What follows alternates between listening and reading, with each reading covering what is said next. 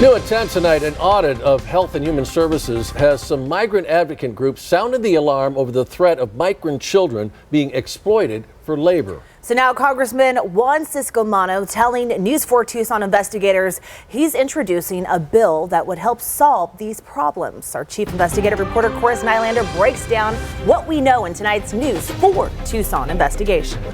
Well, this audit from HHS's Office of Refugee Resettlement found several areas of concern, including hundreds of migrant children that were released to non-relative sponsors already caring for several children. Some migrant advocates tell me that's a red flag for child labor.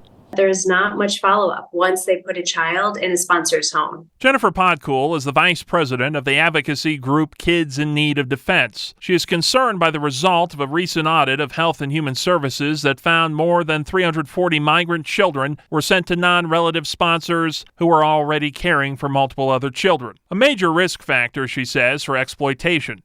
This is probably a population that's the most vulnerable to forced labor, right? You have a child who's fleeing some sort of hardship, some sort of extreme situation. In 2021, the government released 138,917 unaccompanied minors. Of those, 16,456 were released to distant relatives or non-family sponsors. In 2022, 124,781 accompanied minors were released, but more of them were released to non-family sponsors, 18,004. There have been confirmed cases of child labor. A Labor Department investigation found over 100 children were employed cleaning Midwestern slaughterhouses. We want answers. Congressman Juan Siskomani, who represents our area in Washington, introduced a bill last week that calls for more vetting of migrant sponsors. He is concerned by other recent reports that show tens of thousands of migrant children are unaccounted for.